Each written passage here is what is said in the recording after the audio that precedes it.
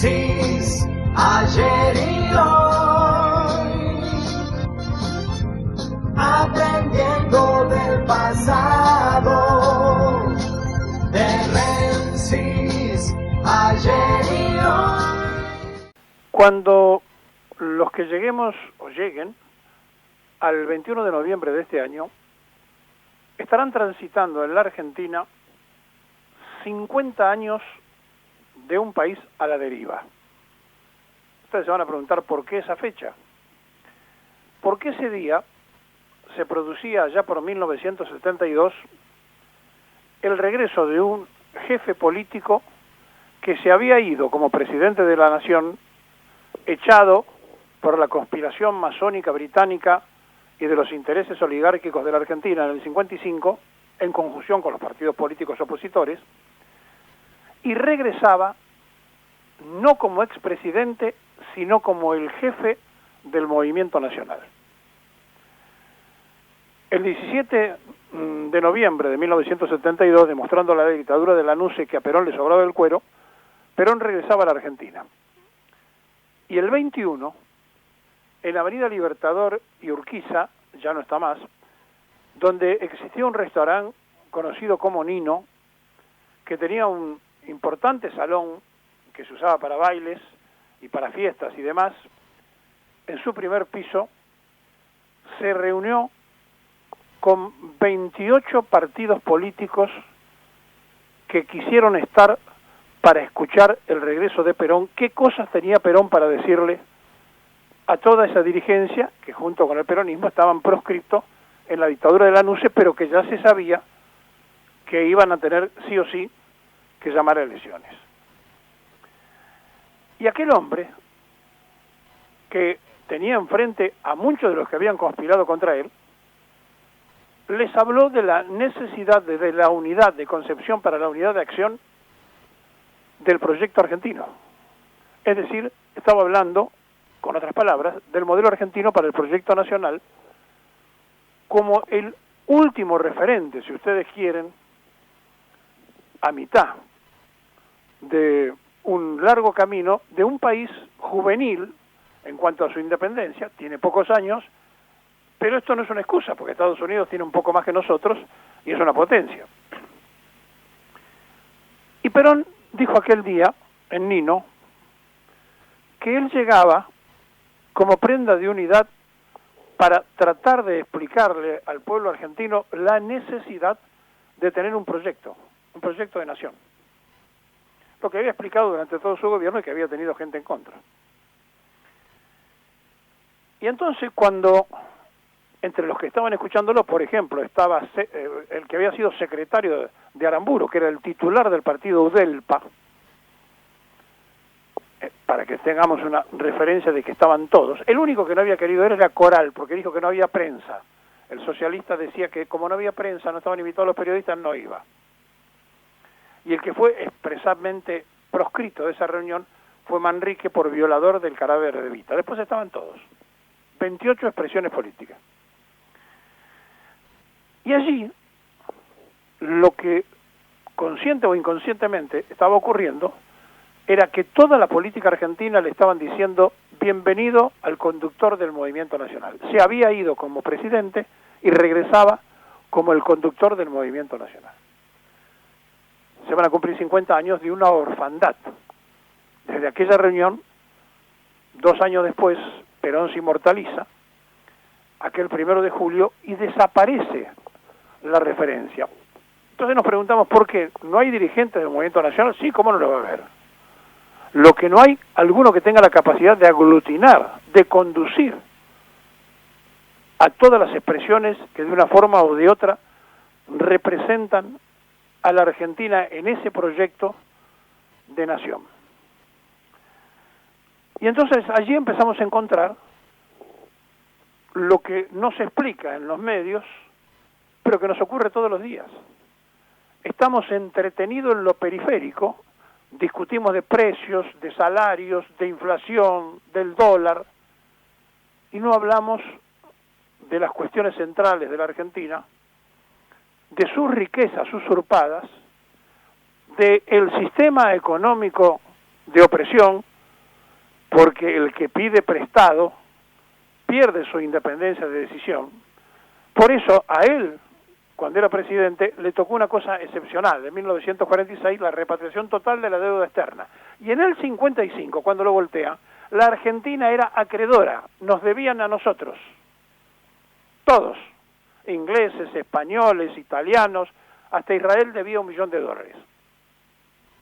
Entonces, cuando pasamos a ser país acreedor, Winston Churchill dice: no permitan que la Argentina sea potencia porque va a arrastrar detrás de ella a toda América Latina. Hicieron todo lo que tenían que hacer y lo siguen haciendo. Pero como nosotros no quisimos entender, como además de que hay un problema no solamente de interpretación, sino, quiero decirlo con todas las palabras, de cultura cívica, porque no evaluaron a aquel conductor nacional en la dimensión que todos los partidos políticos en 1972, el 21 de noviembre, en Nino, le decían: señor, usted es el jefe de todos nosotros porque no sabemos cómo seguir. La Argentina está a merced de una dictadura que se hunde y de una democracia que va a venir y no sabemos qué hacer. Esa era, en síntesis, lo que le decía toda la política argentina a Perón: venga usted y arréglelo. Y entonces todos aquellos que habían conspirado para que Perón cayera en el 55 estaban a los gritos. Las jerarquías eclesiásticas que habían conspirado contra Perón en la iglesia del 72 pedían a gritos, porque además había una tendencia de los curas del tercer mundo adentro, pedían a gritos que vuelva Perón porque la Argentina se va al comunismo. Los que eran de izquierda decían que regrese Perón porque hay una bandera del socialismo nacional que puede llevarse a cabo. Los que estaban absolutamente convencidos de que la solución para que Argentina saliera de la crisis y pudiera producir más, los empresarios, decían: hay que escuchar a Perón. Y ya no era la CGE, la Confederación General Económica, sino que era la propia Unión Industrial Argentina que quería escuchar. ¿Qué había pasado? Todos aquellos que habían estado en contra, incluyendo los partidos políticos que estaban enfrente escuchándolo, habían llegado a la conclusión que no sabían cómo seguir.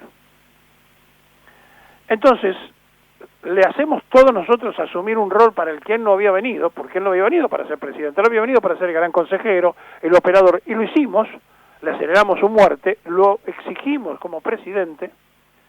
Nadie va a descontar la tremenda felicidad que tuvimos de poderlo votar, pero lo apuramos en una función a un hombre entrado en edad que venía para ser el gran consejero y que le exigimos ser presidente de la nación. ¿Por qué? Porque nadie entendió lo que habían entendido aquellos que le habían dicho: usted es nuestro jefe nacional. Bueno, desde el 1 de julio del 74 la Argentina no tiene el conductor del movimiento nacional. Y cuando el movimiento nacional está en crisis, cuando por más que haya dirigentes sueltos muy honorables que estén tratando de construir esa historia, pero que no tienen la capacidad aglutinadora que tenía Perón, estamos en un problema. Porque entonces la burocracia de la partidocracia comienza lentamente a aniquilar a las expresiones populares. Y así como terminó siendo la Unión Cívica Radical un partido del sistema, el Partido Justicialista en este momento es parte de un sistema donde ingresan los que no tienen nada que ver con la construcción ideológica y los que los conducen a cualquier lugar y que hacen cualquier papel menos para el que fue creado. Lo mismo le pasa a los radicales. Y entonces las dos expresiones de estructuras partidarias mayoritarias de la Argentina ya no representan a sus fundadores. Son parte de un sistema que puede ser exactamente lo mismo que un partido conservador, demócrata o comunista. Y en el frente de todos aparecen entonces sueltos una cantidad de sectores que vienen de los distintos grupos que operaron en contra de Perón cuando era presidente y que después hicieron un ejercicio de arrepentimiento tardío porque ya no había tiempo físico para resolver los temas. Ahora, como los propios disfrazados de peronistas traicionan el objetivo central, ¿qué podemos esperar de los que no lo son? La construcción del movimiento nacional es tan elemental, es tan imprescindible, que es la única manera de poder evitar lo que todos vislumbran, sobre todo aquellos que peinan canas, que puede pasar en la Argentina. Que ante la hecatombe universal y el cambio de sistema, no haya una vanguardia que conduzca el cambio en la Argentina desde el movimiento nacional, y que aparezca cualquier cosa y que terminemos estrellados cuando teníamos todas las condiciones, o tenemos todavía las condiciones de pensar en la Argentina potencia. Perón nos hizo soñar con la Argentina potencia. No era porque se le ocurría decirlo, era porque éramos el quinto país en el mundo en tener la energía atómica desarrollada, era porque teníamos la cuarta flota mercante del mundo, la quinta aerolínea de bandera como Aerolíneas Argentinas en ese momento, porque teníamos 44.000 kilómetros de ferrocarriles, de los que quedan 4.400, porque éramos un país que teníamos cómo movernos en la extensa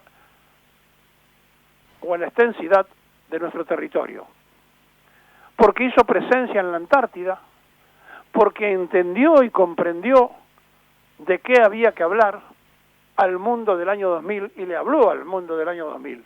Tampoco lo escuchamos. Entonces, la crisis nuestra hoy es el movimiento nacional consolidado, no porque no haya dirigentes del movimiento nacional, sino porque no hay un factor aglutinante. Por aquello de que en la política hay que persuadir,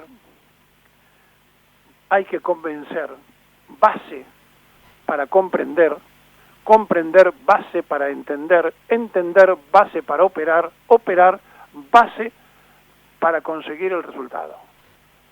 Y si nosotros no entendemos que lo que está en crisis es la esencia y la columna vertebral, que es el movimiento nacional, no nos vamos a dar cuenta cuando chinos, rusos, ingleses, norteamericanos, con la guerra de la vacuna, nos quieran prisioneros, así como el Fondo Monetario nos puede quedar prisionero con la moneda verde.